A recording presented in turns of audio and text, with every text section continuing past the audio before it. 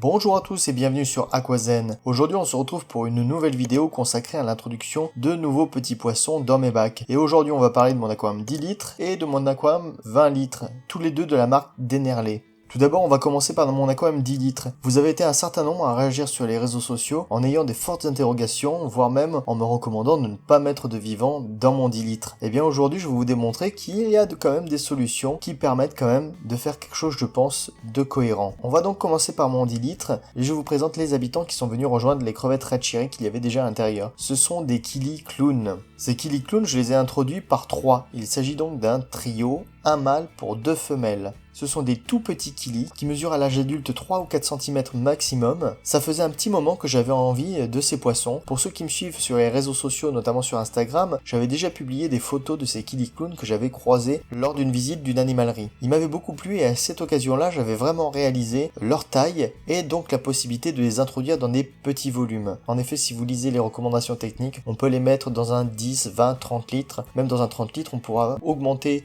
la population. Pour l'avoir vu de mes propres yeux, ça passe aisément. Là, en l'occurrence, dans un 10 litres, un trio, franchement, ils ont un espace de nage par rapport à la taille de leur corps qui est assez conséquent.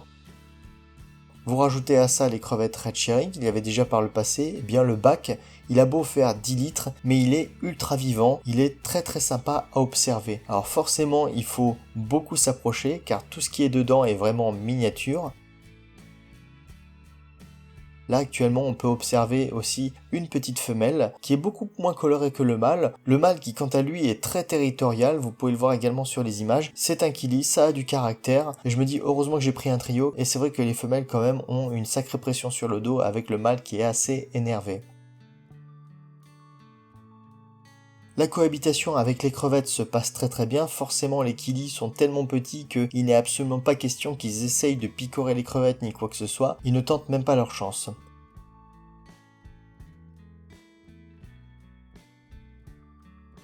Petit focus sur le mâle qui est vraiment magnifique. Si les femelles sont jolies, ils ont le corps donc rayé noir et jaune, mais le mâle lui est vachement sympa. Il a les yeux bleus. Vous pouvez constater aussi sa queue qui est teintée de bleu, de jaune, de rouge. Il est absolument magnifique.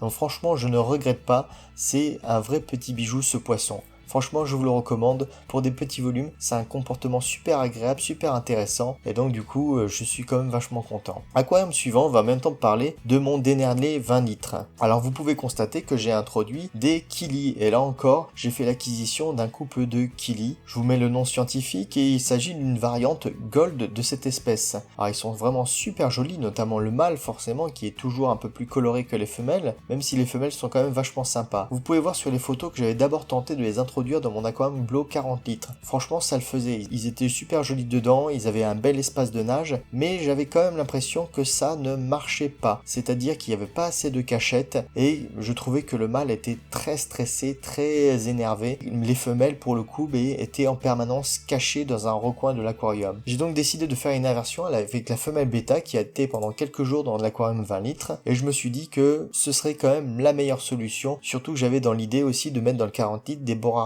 Brigitae. Au bout de quelques jours après mûre réflexion, j'ai décidé de basculer les Kili dans l'aquarium 20 litres. Pour voir comment ça s'est passé pour la bêta femelle dans le 40 litres, eh bien je vous invite à aller voir la précédente vidéo qui a été d'ailleurs un franc succès au niveau de la chaîne. Si jamais vous l'avez pas encore vue, eh bien c'est l'occasion d'aller la voir. En tout état de cause, pour cet aquarium 20 litres, eh bien le trio de Kili a parfaitement trouvé sa place. À un détail près, si j'ai eu un petit souci, c'est-à-dire qu'au bout de quelques jours, eh bien une des 2 femelles a tout simplement disparu. Moi je pense plutôt pour un saut de bac. En effet, la vitre supérieure de l'aquarium Dennerley comportait vraiment un jour très minime. Et donc, je m'en suis rendu compte à un moment donné, alors que je travaillais sur l'ordinateur juste à côté de l'aquarium, j'ai vu la deuxième femelle, procéder à un saut de bac et à se retrouver sur la vitre supérieure. Heureusement que j'étais là, j'ai pu la replacer immédiatement. Qu'est-ce que j'ai fait immédiatement après? J'ai confectionné un nouveau capot en plexiglas qui jointe parfaitement et il y a à peine un demi-centimètre de battement, ce qui rend impossible tout saut de la part de mon poisson. Je suppose que la première femelle a fait un saut, vu que j'ai vu la deuxième en faire un en direct live, mais je n'ai pas retrouvé de cadavres séchés aux alentours de l'aquarium. Mais je pense que c'est quand même l'hypothèse la plus probable.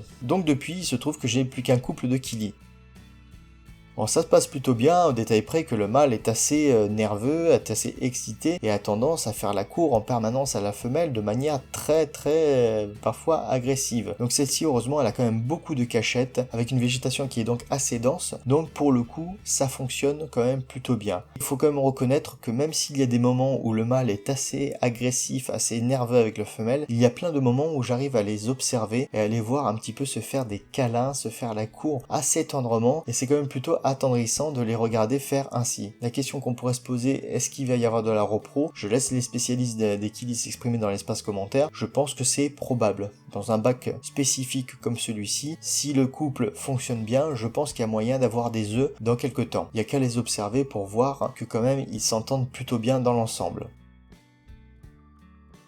Voilà, ils sont quand même plutôt mignons, donc quand même je vous laisse profiter de certaines images, car il faut quand même avouer que les Killis c'est franchement pas facile à filmer, que ce soit ces deux spécimens ou les Killis clowns, c'est comme des poissons qui ont un comportement assez particulier, qui sont assez vifs, qui bougent en permanence, et donc du coup ils sont pas forcément faciles à capter à la caméra. Je voulais vous parler à l'occasion de cette vidéo sur le fait que j'ai trouvé de la nourriture vivante. J'ai en effet visité une animalerie proche de chez moi dans laquelle je m'étais encore jamais rendu et j'ai eu la joie de constater qu'ils avaient de la nourriture vivante. Vous voyez le petit sachet que je tiens dans mes mains, eh bien il me coûtait 1 euro. Donc c'est quand même plutôt un prix plutôt sympa, même si au niveau quantité c'est pas énormissime. Dans ce récipient, il y a l'équivalent donc de 3 sachets. En 3 sachets, ça m'a permis quand même de nourrir à peu près 80% de mes bacs. Donc c'est quand même assez intéressant tout de même, une fois de temps en temps je trouve.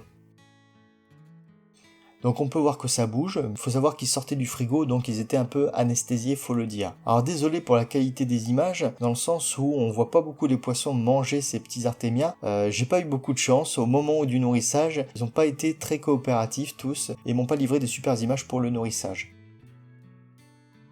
Voilà, on arrive bientôt à la fin de cette vidéo. Laissez-moi encore parler d'une petite chose, c'est-à-dire que mon aquarium 20 litres, vous pouvez voir que j'ai fait quelques petits ajustements en termes de plantes, quelques petites tailles, j'ai rajouté des plantes aussi au premier plan, et je le trouve absolument super joli là. Je sais pas ce que vous en pensez, en tout cas les Killis sont vraiment super à l'aise, super sympa à l'intérieur. Ça me permet de juste vous dire, qui dit ajout de plantes dit qu'il va y avoir la semaine prochaine une petite vidéo où je vous parlerai justement plantes. Et vous verrez, ce sera très intéressant. Je pense que ça va grandement vous plaire. Les produits que je vais vous présenter la semaine prochaine, je pense que sur YouTube français, je serai peut-être le premier à vous en parler. Donc prenez note sur votre agenda, la semaine prochaine, vidéo spéciale plantes avec une grosse exclusivité. Donc ce sera pour la semaine prochaine. En attendant, si cette vidéo vous a plu, n'hésitez pas à liker la vidéo, à vous abonner, à un petit tour sur YouTube ou sur Tipeee, ça fait toujours plaisir. N'hésitez pas à vous exprimer dans l'espace commentaire par rapport à ce que vous pensez de ces espèces, les Killis. Est-ce que vous en avez déjà maintenu vous-même? Que pensez-vous des Killis clowns par exemple? Voilà, ça m'intéresse. N'hésitez pas à vous exprimer et je me ferai un plaisir de vous répondre dans l'espace commentaire. Voilà, je vous dis à la prochaine. Ciao, et n'oubliez pas en attendant, restez zen.